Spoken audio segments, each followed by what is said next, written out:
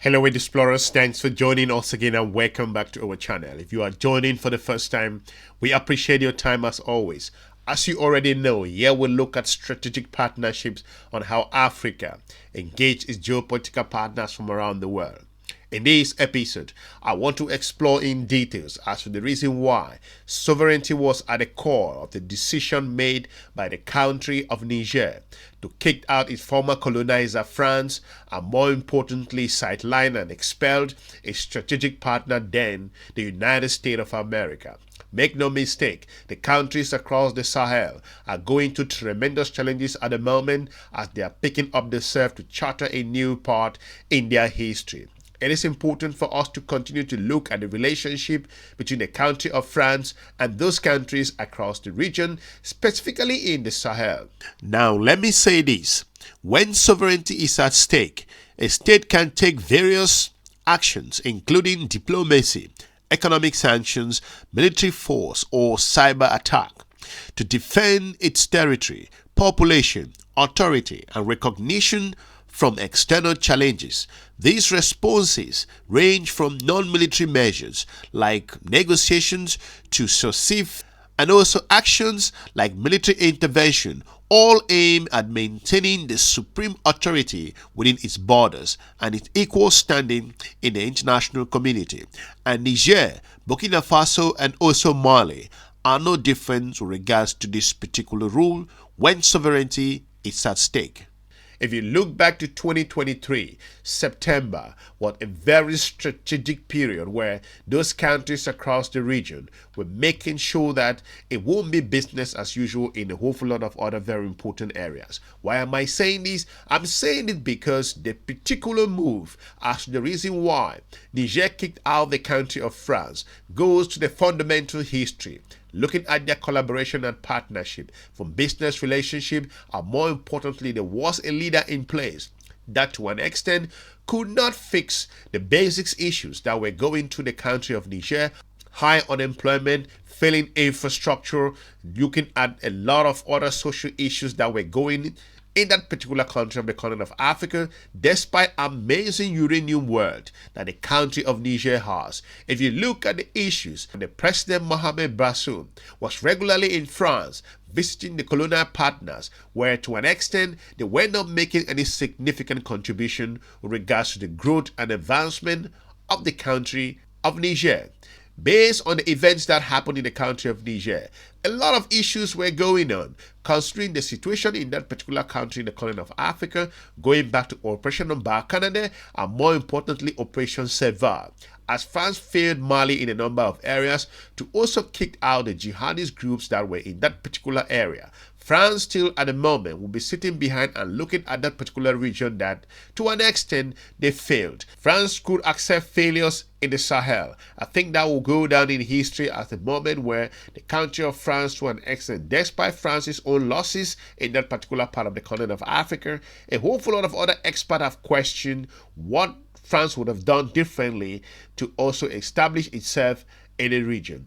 If you consider the coup that happened in the country of Niger, long story short, like I've always said, France violated the sovereignty of the country of Niger. If you look at the Vienna Accord that I've pointed out here, Article 9 clearly states that when you are declared persona non grata, you must respect that rule. But what happened? France refused its ambassador to leave the country of Niger. France's ambassador to Niger is to stay in the country despite an ultimatum from the new army leaders there that he leave. The decision was confirmed today during a major foreign policy speech by the president Emmanuel Macron. During those remarks, Macron confirmed that envoy Sylvain Ité was listening from Niamey, the capital of Niger, hours after the junta's deadline for his departure had expired. I believe our policy is the correct one. It's based on the courage of President Bazoum, on the efforts of our diplomats and our ambassador in Niger, who will stay despite pressure from coup leaders. We do not recognise them. We support the president, who's not resigned. But before we dive into more specifics here, Let me read to you what sovereignty is all about. Sovereignty is the supreme and absolute powers of a state or governing body to rule itself and its territory without external interference. It encompasses the authority to make and also enforce laws, determine its own political and legal system, and exercise control over its population and land. Sovereignty has both an internal dimension, and which is also states' monopoly and more focal within its own borders, and an external dimension which is recognition by other states as an independent entity. So when Niger asked the country of France to leave its territory, what did France do? France failed to respect the sovereignty of the country of Niger, a basic principle in international diplomacy and international law. France refused to move forward regards making that decision with its ambassador to leave. Niger took that to be an interference in its own internal affairs. If you look at other options here, as the president then, Mr. Mohamed Bazoum, was locked up, and more importantly, France was engaging. France was talking about that it wanted Mr. Bazoum to leave. I think France failed to understand what was really going on. Mr. Bazoum was not in control. A new leader was already in control at the time, but France failed to see beyond the horizon as the reason why. The colonial perspective was still really ingrained in that strategic partnership, with the country of Niger coming out clear to sideline and cut off the relationship militarily with the country of France. I think that was when France woke up to an extent. Make no mistake, experts say that France's own particular partners across the European Union and globally abandoned France in that particular exploit, as we also have France struggle to also invoke support from the European Union, who came out just lambasting the country of Niger, putting out some basic sanctions. Nothing was written home about. France was basically left alone. To give you more context of this, let's go to the France 24 journalist who give an insight as to the reason why. Based on her own perspective, France was abandoned. Let's play this clip. Because frankly, France's position was getting untenable, this position. You had an ambassador isolated in the embassy. Anti-French sentiment was rising. There were pro-coup demonstrations in Niamey. And France was not really getting the support of its allies. France was calling for a return of ousted leader President Mohamed Bazoum. This was echoed by its allies, but France was not getting the sort of support it needed. And so this situation was untenable, really. So why then was France not getting that support from its Western allies and also allies within ECOWAS? Well, that's an interesting question. Look, on the face of it, France's African and Western allies, European allies, were echoing France's statement of a return to democratic order. Now, ECOWAS, the West African bloc, initially said that they would have a military intervention, a rapid reaction force, but that this did not happen. For starters, there were two countries, two member nations in ECOWAS, Burkina Faso and Mali, that themselves had military coups, and they declared that any intervention would be seen as an act of war. Now, the EU came out very strongly for a return to democratic order, but there was not consistency among EU member states. Italy and Germany, for instance, were calling for negotiations, for, toning down the rhetoric. And very important was the US position, because both France and the US have bases in Niger, considerable military assets in this country. If we look at a map, the US's biggest drone base in Africa is based in Algadez in Niger. Now, the US sent an envoy immediately after the coup to negotiate with the junta. It refrained from calling it a military coup, because under US legislation, if there is a military coup, Washington has to cut ties and pull out its troops. Why was the US calling for negotiations? Well, strategic interests and money, frankly. The US has put in a lot of money into its operations in Niger. From Niger, it surveys operations right from Somalia into Central Africa. So there was a lot of assets over there. And also, I think Washington was also thinking about the geostrategic calculations and security, because Niger is really important for security. I think with regards to the United States of America, the US made a tremendous mistake and more importantly embarrassed itself in the country of Niger, because when France was kicked out and France was ready to leave, despite being pushed out, I would say, the United States of America took that opportunity to build some kind of collaboration and partnership with the country of Niger. But make no mistake, the paternalistic and condescending approach that the United States of America brought, the delegation that went to the country of Niger, was evident at the time. It is important to note that the countries across the region have over and over reject that particular perspective as the reason why. They should be told who to work with, who to collaborate with, and who to partnership with at this critical time in their history.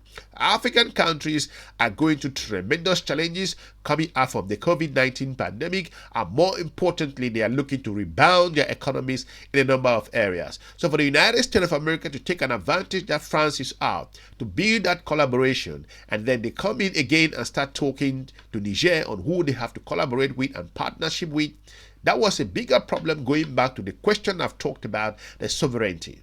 In a statement that was released, there was more into this particular collaboration than what the global media told you. The announcement came days after the United States of American officials visited the Sahelian country, including Assistant Secretary of State for the African Affairs, Molly Field, and General Michael Langley, head of the United States of America CENTCOM at the time. Abdurrahmane said the United States delegation did not follow diplomatic protocol and failed to inform Niger about the composition of the delegation, the date of its arrival, or the agenda.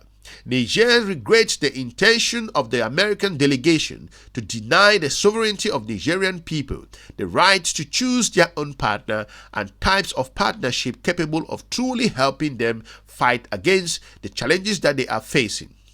According to Mr. Dramane's statement, also the government of Niger forcefully denounced the condescending attitude accompanied by the threat and the retaliation from the head of the American delegation towards the Nigerian government and, more importantly, the Nigerian people, the statement read. There were, at that particular time, the United States of America had about 650 personnel working in Niger in December of that particular year, including troops stationed at the major drone base near the Algadez, built at a cost of just over $100 million, used for reconnaissance mission across that particular part of the continent of Africa. So the drone base in the city of Algadez caused a lot of friction in regards to why Niger, a sovereign nation, will allow a foreign state to station a base there. Make no mistake, most countries will feel very insecure for having a superpower, having such a sophisticated drone base in your country, and more importantly, looking at the event that happened as Mohamed Bazoum was under locked up at the time and France was leaving the territory, and more importantly, the United States was trying to patch its relationship as it refused to call it a coup. Spokesperson Colonel Amadou Abdurrahman said on Saturday that the agreement was being terminated with immediate effect. The US presence on the territory of the Republic of Niger is illegal and violates all the constitutional and democratic rules which would require the sovereign people, in particular through its elected representatives, to be consulted on the installation of a foreign army on its territory. But again, most countries across the continent of Africa have lost that trust in the United States of America in regards to the strategic partnership, because if the US was instructing the country of Niger who to collaborate with, who to work with, there wasn't going to be a big problem, because the countries across the region are facing tremendous difficulties at the moment, especially those in the Sahel, and looking for partners going closer to the country of Russia or China, including emerging Turkey and other countries that can provide them the alternative from the security standpoint, was so important for them at that particular time. Again, when sovereignty is under question, any element or conversation in regards to democracy, talking about the support and, more importantly, infrastructural development and growth at that particular time comes secondary. African countries have always questioned this particular unforgiving collaboration in several areas. It is vitally important to know that a number of those governments across the Sahel region, even in other parts across the continent of Africa, are observing their partnership with regards to the transformation and changes, especially now in the United States of America, considering that the U.S. has lambasted a number of major economies across the region, considering Egypt has come under tremendous pressure, Ghana, including the country of South Africa, a major strategic partner of the United States of America, who have done billions of US dollars in trade. A number of governments and officials, analysts, experts are questioning that if South Africa of all, who is a big player in the global south, more importantly a strategic member of the BRICS, can come under tremendous pressure, then there's going to be a problem in regards to the relationship building in that aspect. In recent months, we've seen how the country of France, losing its focus in terms of its research in the continent of Africa, came out clear in regards to Mr. Macron's statement. He went ahead and talked about that African countries do not, to an extent, appreciate the contribution of France. He was making this statement and saying that African nations are ungrateful. I don't know who he was referring to, because a number of African nations too have fought and died during the Second World War and supporting France in a number of areas. The geopolitical conversation, talking about sovereignty here, it's something that African countries can no longer negotiate in those areas. I urge Africa's geostrategic partner to respect Africa's own sovereignty in a number of areas, because these countries do bring intelligence on the table, they bring some information, they also, more importantly, bring natural resources which are relevant, and a growing and emerging middle class that can support a number of strategic economic partnership and also provide resources that are relevant. But again, if the partnership has become more condescending and paternalistic, African countries are left with no particular choice than going through other partners that are more relevant in terms of their own survival at this stage. The question of China and Russia across the continent of Africa, including Turkey, make no error, Russia was there when the countries across the region needed it with regards to their survival during the independence period. China has invested billions of US dollars with regards to the Belt and Road Initiative, and these countries can clearly indicate that there is some kind of a new model in place. However, despite that example, the United States of America failed to focus or reorganize itself and went ahead to start lecturing the country of Niger. This back and forth goes a long way to demonstrate as the reason why African countries looking back to or reflecting from their colonial history, and more importantly their current challenges that they are facing, they will not be tolerating that particular collaborative aspect where it doesn't bring anything on the table.